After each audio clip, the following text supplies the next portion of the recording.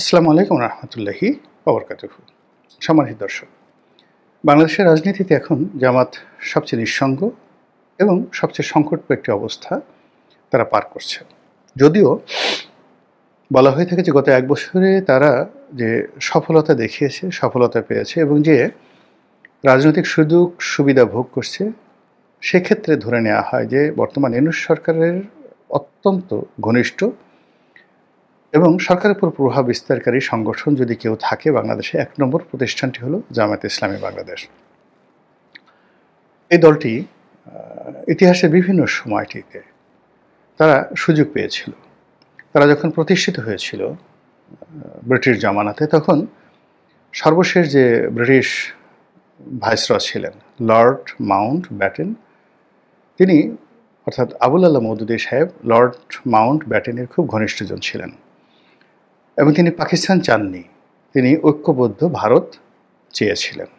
এগুলো এক। দ্বিতীয়ত, পরবর্তীতে যখন আবার বাংলাদেশের মুক্তিযুদ্ধ হলো, ঠিক ওই সময়টাতে ইয়াহিয়া খান টেক্কা খানের সঙ্গে জামায়াত ইসলামী বাংলাদেশে একটা সম্পর্ক ভালো হয়ে যায়, পশ্চিম পাকিস্তানে নয়, এই পূর্ব বাংলায়। তারপরে আবার যখন জিয়াউর রহমান সাহেব আসলেন, তার সঙ্গে জামাতের একটা ভালো সম্পর্ক হয়, এরশাদ সাহেবের সঙ্গে একটা ভালো সম্পর্ক হয়। এরপর বিএনপির সঙ্গে এক দফা ক্ষমতায় তারা ক্ষমতা শেয়ার করলো 2001 থেকে 2006 পর্যন্ত। তারপরে যখন বিএনপির উপর বিপদ আসলো, তখন বিএনপিকে তারা বলতে গেলে অনেকটা কার্যত বিএনপি থেকে দূরে থেকে 111-এর যারা মঈনুদ্দিন ফখরুদ্দিন, তাদের সঙ্গে সম্পর্ক রেখে জামাত বুক ফুলিয়ে সারা বাংলাদেশে 2 বছর তারা দাপট দেখালো। তাদের কপাল পুড়ল শেখ হাসিনা ক্ষমতা আসার পরে 2009 সনের পরে, এবং এটা প্রবল আকার ধারণ করলো 2011 সনে। কিন্তু তার আগে এরশাদ জামানাতে 1986-এ আওয়ামী লীগের সঙ্গে তাদের একবার বন্ধুত্ব হয়েছিল, আর 1996 সনের নির্বাচনের আগে আওয়ামী লীগের সঙ্গে তাদের বন্ধুত্ব হয়েছিল। ফলে যখন কোনো মানুষ ক্ষমতাধর হয়, প্রভাবশালী হয়, সেটা ব্যক্তি থেকে শুরু করে একদম রাষ্ট্রের সর্বোচ্চ পর্যায় পর্যন্ত, তাদের সঙ্গে কী করে তেলবাজি করতে হয়, তাদের সঙ্গে কীভাবে মিশে যেতে হয়, কীভাবে রাষ্ট্রীয় সুযোগ সুবিধা গ্রহণ করতে হয়, এই ব্যাপারে জামাতের যে অভিজ্ঞতা, সেই অভিজ্ঞতার কাছে অন্যান্য যারা গতানুগতিক রাজনৈতিক দল তারা একেবারে রীতিমতো শিশু। এটা হলো বাস্তবতা। অতীতে জামাত বহুবার ক্ষমতার কাছাকাছি থেকেছে, কিন্তু এইবার তারা ক্ষমতাকে যত ম্যাটিকুলাসলি ব্যবহার করেছে, গাণিতিকভাবে ব্যবহার করেছে, অঙ্ক দিয়ে ব্যবহার করেছে, জ্যামিতি দিয়ে ব্যবহার করেছে, ত্রিকোণমিতি দিয়ে ব্যবহার করেছে, ফিজিক্স, কেমিস্ট্রি, বায়োলজি দিয়ে ব্যবহার করেছে, এটা অতীতে কখনো হয়নি। ফলে সচিবালয় থেকে উত্তরপাড়া, উত্তরপাড়া থেকে কূটনীতির পাড়া, কূটনীতির পাড়া থেকে যদি দেশের বাইরে চলে যান, পাকিস্তান, তুরস্ক, সৌদি আরব, আমেরিকা, ইংল্যান্ড, মানে সব জায়গাতে জামাতের জয় জয়কার। জামাতের আমির, আপনি চিন্তা করুন, আমেরিকার মাটিতে গিয়ে তিনি ভারতের বিরুদ্ধে, জামাতের নায়েবে আমির আমেরিকার মাটিতে গিয়ে ডক্টর আবদুল্লাহ তাহের, তিনি ভারতের বিরুদ্ধে জিহাদ এবং গাজওয়াতুল হিন্দের যে বক্তব্য দিয়েছেন, এটা কিয়ামতের পূর্ব লক্ষণ। জামাত তো আমেরিকার এবং পশ্চিমা দুনিয়াতে রীতিমতো একটি ভয়ঙ্কর দল হিসাবে পশ্চিমাদেরকে আতঙ্কগ্রস্ত করত। সেই জামাত যখন ডক্টর মোহাম্মদ ইউনূসের সফর সঙ্গী হলেন, ধরে নিতে হবে যে সেখানে আমেরিকার একটা গ্রিন সিগন্যাল আছে। আবার সেখানে দেখেন সৎসঙ্গে স্বর্গবাস, মানে জামাতের সোহবতে থেকে মির্জা ফখরুল সাহেব আমেরিকাতে গিয়ে তিনি বলেই ফেললেন যে ডক্টর মোহাম্মদ ইউনূসের মধ্যে তিনি শহীদ প্রেসিডেন্ট জিয়াউর রহমানের অনেক, যাকে বলা হয়, চরিত্র তিনি দেখতে পান। ভালো কথা, এটি নিয়ে ভীষণ রকম আবার আমার দেশে এটাকে কটাক্ষ করে মাহমুদুর রহমানের পত্রিকা সেটাকে ফটো কাট করে ছেড়ে দিয়েছে এবং দিদা আসছে, মির্জা ফখরুল সাহেব গালাগাল খাচ্ছেন।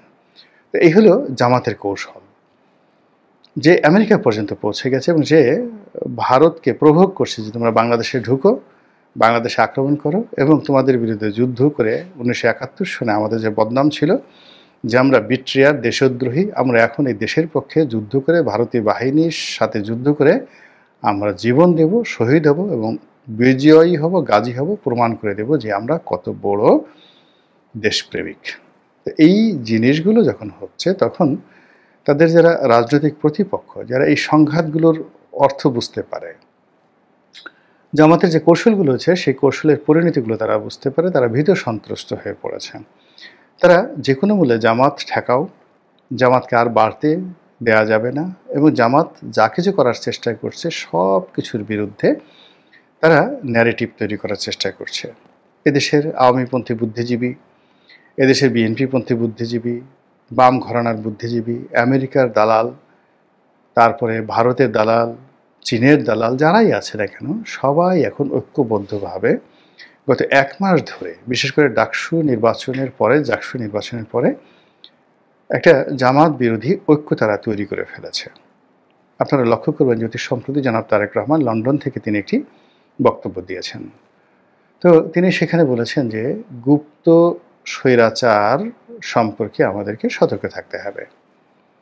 স্পষ্ট তিনি গুপ্ত স্বৈরাচার বলতে জামাতকে বুঝিয়েছেন, এবং আরও যদি আপনি গুপ্ত স্বৈরাচারের ব্যাখ্যা আমি আপনাদেরকে দিই তাহলে বুঝতে পারবেন যে জামাতকে কত ভয়ঙ্করভাবে তারেক রহমান সাহেব নিন্দা জানিয়েছেন বা তাদেরকে ওইভাবে আখ্যায়িত করেছেন। আমরা জানি যে স্বৈরাচার সাধারণত রাজনীতির যারা স্বৈরাচার তারা প্রকাশ্য স্বৈরাচারী কর্মকাণ্ড করেন। যেমন হিটলার, তার জীবনে কোনো গোপন কোনো বিষয় নেই। তারপর মুসোলিনি, এরশাদ সাহেব, আবার এখন ফ্যাসিজমে শেখ হাসিনাকে বলা হচ্ছে, তিনি যা কিছু করেছেন স্ট্রেট ফরওয়ার্ড ওয়েতে করেছেন। তার জীবনে গুপ্ত কোনো কাজ ছিল না, বা এদের জীবনে গুপ্ত কোনো কাজ ছিল না। স্বৈরাচার কখনো গুপ্ত হয় না রাজনীতির ক্ষেত্রে। তবে অপরাজনীতি, অপসংস্কৃতি এবং আন্ডারওয়ার্ল্ডের যে কুকর্ম, আপনারা তো আন্ডারওয়ার্ল্ড জানেন, যেখানে মাদক চোরাচালান, তারপরে নারী পাচার, খুন, ধর্ষণ, তারপরে শেষে বিভিন্ন সিন্ডিকেট, মানে যা কিছু প্রকাশ্য দিবালোকে হয় না, রাতের আধারে হয়, এই কাজগুলোকে আন্ডারওয়ার্ল্ড বলা হয়। তো এই আন্ডারওয়ার্ল্ড যখন খুব প্রবল আকার ধারণ করে তখন তারা নিজেরা সেই আন্ডারওয়ার্ল্ডের ডন বা রাজা বানিয়ে ফেলে। এবং সেই আন্ডারওয়ার্ল্ডের ডনদের মধ্যে আবার কিছু ডন রয়েছে যারা সিন্ডিকেট করে কাজ করে, 10-12 জন মিলে একত্রে কাজ করে। আবার কিছু কিছু ডন আছেন যারা এককভাবে স্বৈরাচার হয়ে ওঠেন এবং তার বাইরে অন্য কোনো ডনকে তারা কোনো প্রিভিলেজ দেন না, এবং তাদের প্রতিদ্বন্দ্বী যারা আছে তাদেরকে দুনিয়া থেকে সরিয়ে দেন। তো তারা সেই আন্ডারওয়ার্ল্ডের সেই সর্বেসর্বা হয়ে পড়েন। শিকাগোর একজন বিখ্যাত আল কাপোন বা এরকম একটা নাম হবে, আমার নামটা মনে আসছে না, সরি মাফ করবেন, কিন্তু সেই প্রথম মহাযুদ্ধের পরে পুরো আমেরিকা থেকে শুরু করে ল্যাটিন আমেরিকা এবং ইউরোপকে যিনি তছনছ করে ফেলেছিলেন, সেই শিকাগোর বিখ্যাত সেই আন্ডারওয়ার্ল্ডের ডন, যিনি শিকাগোর মেয়র পর্যন্ত নির্বাচিত হয়েছিলেন।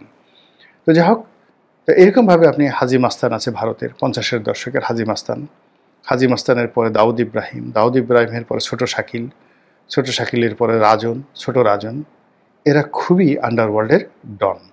আমাদের দেশে এরকম আন্ডারওয়ার্ল্ডের ডন এখন পর্যন্ত তৈরি হয়নি যারা কিনা সব কিছু নিয়ন্ত্রণ করতে পারে। কিন্তু দাউদ ইব্রাহিমকে আপনি যদি ধরেন এই আন্ডারওয়ার্ল্ডের ডন, আর অন্য নাটক সিনেমা যদি আপনি আন্ডারওয়ার্ল্ডের ডন বুঝতে চান তাহলে গডফাদার সিনেমাটা আপনি দেখতে পারেন। ওদের প্রায় প্রতিটি সিরিজেই অসাধারণ নৈপুণ্যের সঙ্গে এই আন্ডারওয়ার্ল্ডের ডনদের যে চরিত্র এটা ফুটিয়ে তোলা হয়েছে। তো যখন আন্ডারওয়ার্ল্ডে কেউ কোনো কাজ করেন এবং ওই ক্ষেত্রে ডন অন্য কারো কথা শোনেন না, এবং তিনি যাকে টার্গেট করেন মারার জন্য, যাকে টার্গেট করেন রক কাটার জন্য, যাকে টার্গেট করেন গলা কাটার জন্য, সেটা যে কোনো মূল্যে 100 বার যদি তিনি যাকে বলা হয় ফেইল করেন বা পরাজিত হন, ব্যর্থ হন, তারপর তিনি সেই কাজগুলো করবেন। এটাকে বলা হয় স্বৈরাচারী গুপ্ত স্বৈরাচারকে যদি আপনি সুন্দরভাবে ব্যাখ্যা করেন, বিশ্লেষণ করেন, তাহলে তাদেরকে আসলে আন্ডারওয়ার্ল্ডের যে এই স্বৈরাচারী ডনগুলো রয়েছে তাদের সঙ্গে তুলনা করা যেতে পারে।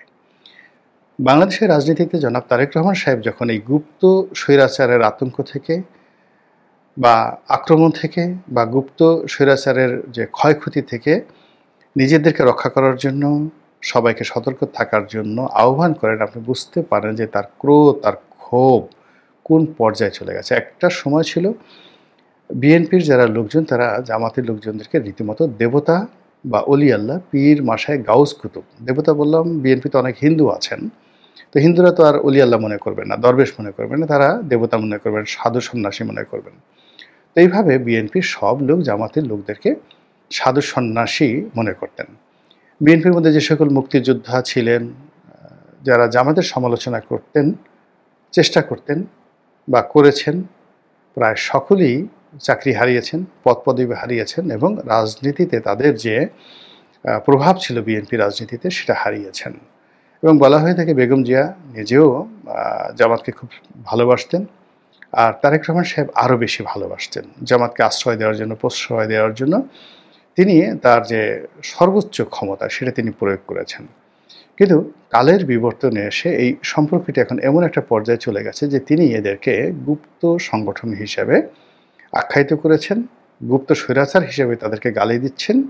আর এই কাজগুলো হয়েছে মূলত সাম্প্রতিক যে দুটো নির্বাচন হলো, সেই জাকসু নির্বাচন, জাহাঙ্গীরনগর বিশ্ববিদ্যালয় কেন্দ্রীয় ছাত্র সংসদ এবং ডাকসু নির্বাচন। এবং এই নির্বাচনে আওয়ামী লীগ যা করতে পারেনি তার চেয়ে 1000 গুণ শিক্ষা বিএনপিকে এই জামাত দিয়ে দিয়েছে।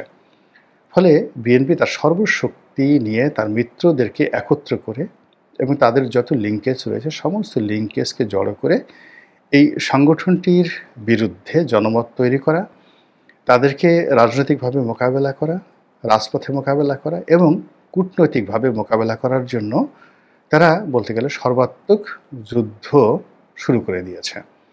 অন্যদিকে জামাত তো বসে নেই, যেহেতু তারা গুপ্ত সংগঠন, এখন বিএনপির মধ্যে কে যে জামাতের এজেন্ট, কার কাছে যে জামাতের তোহফা যাচ্ছে, কাকে যে জামাত রিক্রুট করে রেখেছে, এটা নিয়ে বিএনপির মধ্যে সবচেয়ে আতঙ্ক বেশি। ছাত্রদলের কোন নেতাটি আসলে মূলত শিবিরের লোক, যুবদলের কোন নেতাটি আসলে মূলত জামাতের লোক, কিংবা একেবারে জনাব তারেক রহমান সাহেবের লন্ডন অফিসের তার যে ঘনিষ্ঠজন, সেই ঘনিষ্ঠজনদের মধ্যে কে যে জামাতের লোক না, এটা কিন্তু এখন বুকে হাত দিয়ে বলা যাচ্ছে না। জামাত এমনই ভাবে প্রতিটি সংগঠনের মধ্যে ঢুকে গিয়েছে। এই যে গুপ্ত রাজনীতি, এই গুপ্ত রাজনীতি জামাতকে ইতিহাসের সবচেয়ে সুন্দরতম একটা জায়গাতে রেখেছে বটে, কিন্তু তাদের যারা প্রতিপক্ষ তাদের জীবনটাকে রীতিমতো তামাতামা করে দিয়েছে। সবার মধ্যে আতঙ্ক, সবার মধ্যে ভয়, সবার মধ্যে দুশ্চিন্তা। আমার পাশে যে বসে আছে সে কি জামাত? অথবা অনেকে নিজে নিজে চিন্তা করে যে আমি কি জামাত? এরকম একটা অবস্থা তৈরি হয়ে গেছে। ফলে মুখোমুখি দুটো পক্ষ, প্রকাশ্য একটি পক্ষ, গুপ্ত একটি পক্ষ। এখন গুপ্ত পক্ষের জয়লাভ হয় না প্রকাশ্য পক্ষের জয়লাভ হয়, সেটাই দেখার বিষয়। মহান আল্লাহ আমাদের সবাইকে হেদায়েত দান করুন এবং হেফাজত করুন। আসসালামু আলাইকুম ওয়া রাহমাতুল্লাহি ওয়া বারাকাতুহু।